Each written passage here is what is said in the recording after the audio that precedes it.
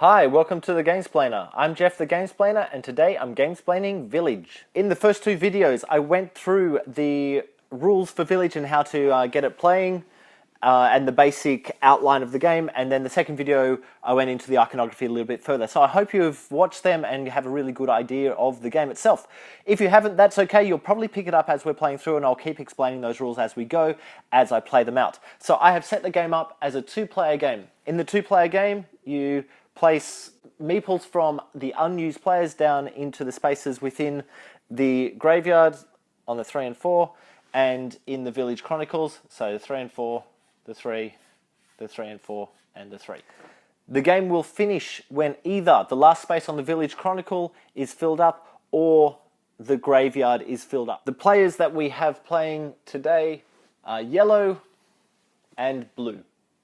Since yellow has the start player marker, he will go first, and he will start by grabbing the green influence cube and taking 2 grain.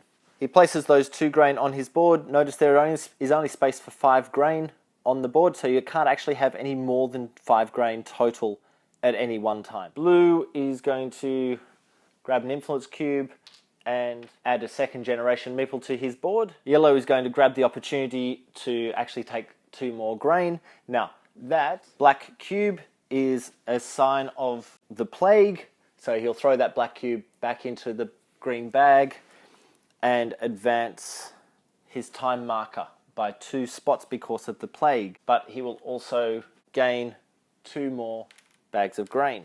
Blue is of the opinion that in a worker placement game, the more workers you have, the better off you are, so he is also going to grab the other influence cube and another second generation worker. Yellow is going to go in for some early points, taking the influence cube to start a market day, and he's going to sell those 4 grain that he just grabbed to this guy, and that'll give him 4 points at the end of the game. So he passes his 4 grain back to the supply. Blue hasn't really done anything, so he doesn't have anything he's able to sell, which is good work on the yellow's part because blue's unable to participate in the market day, so he won't get any points. So blue has to pass.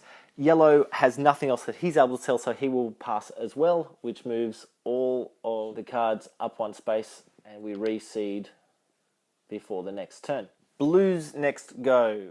Blue is going to send one of his workers to that spot, which will cost him 3 time to actually place the worker and 3 time to create a plow. So he'll take a plow, and that costs him 6 time. 1, 2, 3, 1, 2, 3. Yellow's looking forward and can see that there's a few guys in the marketplace that are going to want some scrolls. He's also noticing that if he gets some scrolls, he'll be able to action the council chambers. So he's going to send a worker up there to create a scroll, and that will cost him 2 lots of 2 time. 1, 2, 1, 2. Blue is really after the ability to make his farm stronger. So when he does actually go to the harvest space, he'll be able to get more grain out of it. So in order to do that, he would best be served with an ox or a horse. So he will send a worker onto that spot for another 2 lots of 3 time to create an ox, because that will give him the best possible outcome. So there's the ox coming across, and that costs him 2 lots of 3. 1, 2, 3, 1, 2, 3. Now, because he's just gone past the bridge, he must kill off one of his family members, and that family member, because he's coming from his own farm, will go into the Village Chronicle in the farm spot. And I neglected to take the cubes as I was doing that, so blue went there first. He'll take a brown cube, yellow will grab a green, and blue will grab the other orange.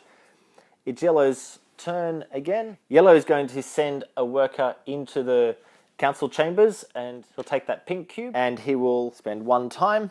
He won't spend the scroll or 2 green influence to take this marker because he's already the first player, so he doesn't need to do that again. Blue is going to grab a brown influence cube and go to the church, which allows him to spend a brown influence cube, the one he just picked up, back to the supply to throw one of his workers. Notice he's putting a second generation family member into the bag to be hopefully drawn out during the mass.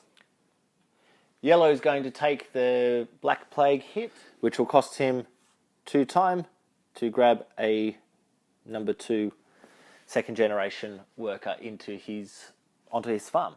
Blue is going to grab the brown influence cube to send his second generation guy into the council chambers, which will cost him 1 time, and he will spend his coin and 1 green influence cube to grab the first player marker. Yellow wants to go travelling, so he's going to have to get a cart. So he will send a worker there, which will cost him 1, 2, 1, 2, and he'll take the cart.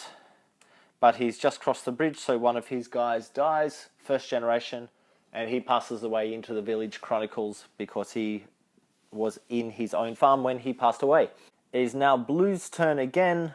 Blue is going to take the green influence cube, but he's not going to send anyone travelling because he doesn't have the cart yet. He thinks that Yellow is about to send someone travelling, so wants him to have to pay in time. Yellow indeed is about to send a second generation guy travelling, so he takes the 2 time for the plague. He'll spend 2 pink influence and a cart, and 2 more time to travel to the city over on the right hand side. He'll mark that and take the 3 points at the top of the board. It's Blue's turn again. Blue will take the last coloured influence cube on the board, and he will spend a brown to put another guy into the mass bag. It's Yellow's turn, and Yellow will take that influence cube and lose the 2 time. 1, 2. He might as well spend another 2 time to grab another cart so he can keep travelling next turn. 1, 2. Now what he's just done is he's passed over the bridge again, so he's going to have to kill off one of his guys, one of his first generation guys, that is. So he will, for the moment, he'll actually kill off this guy, so he's not going to be able to create any more scrolls. He's got 1 scroll, which is going to be able to be used at a later stage, and that guy will go into the craft space of the Village Chronicles.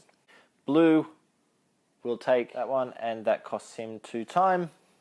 He doesn't have any guys that are able to be thrown into the church, so he'll leave that. And finally, Yellow will take 1, 2. Now, all of the influence cubes are gone from the board, so we go to a mass.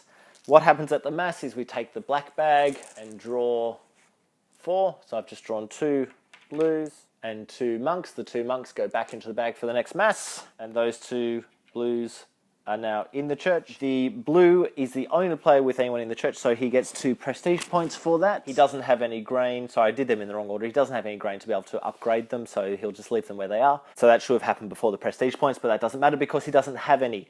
Okay, next thing we do is we look at this card in how to restock the blue bag. So all of the black cubes are back in that bag. We throw 3 pink, 4 brown, 4 green, and 3 orange, all back in the bag, and then we reseed the board. So that spot gets 1, travelling spot gets 2, harvest gets 2, council chambers gets 2, the family space gets 3, the church gets 3, and the craft buildings get 5. Now you'll notice not too many of those Black Plague cubes have come out of the bag this turn. That's okay, there'll still be some left over. So what's left in the bag from that seeding and the last seeding are an orange and a brown and 2 more Black Plague cubes. So each time there's going to be a few more left over, but it gives us more chance of less Black Plague coming out of the bag. Because Blue had that token, he now puts that back on the board, takes this, and he will become the first player from this turn on. I think that's probably enough of the game. I may actually jump over and edit some of the turns out of this if it's getting a little bit monotonous in the editing. If we were to stop the game right there, the points that we would get would be Yellow, who has 3 tokens up in the travel space, would get 6 points. 1, 2, 3, 4, 5, 6. This guy for Blue is worth 4 points. 1, 2, 3, 4. This guy for Yellow is worth 3 points. 1, 2, 3. 2 and another 6. That's worth 8 points for those guys. 1, 2, 3, 4, 5, 6, 7, 8. Blue has 2 guys in the Village Chronicles, which doesn't give him any points. Yellow has 3 guys, which gives him 4 points. 1, 2, 3, 4. Yellow has 1 coin, which is worth 1 more point. Yellow's tokens from the market days are worth 7 points. 1, 2, 3,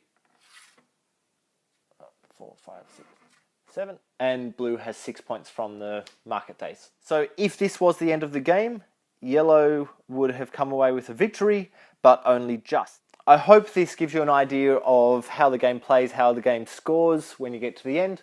I hope this helps you get Village to the table. If you have any comments or suggestions, please write them below. If you have any games that you wish to be Gamesplaned, please shoot me an email at thegamesplainer@gmail.com. Follow me on Instagram and Twitter at @thegamesplainer to see what games I'm playing. Subscribe to my videos to keep up to date with the games that I'm gamesplaining. And until next time, enjoy gaming.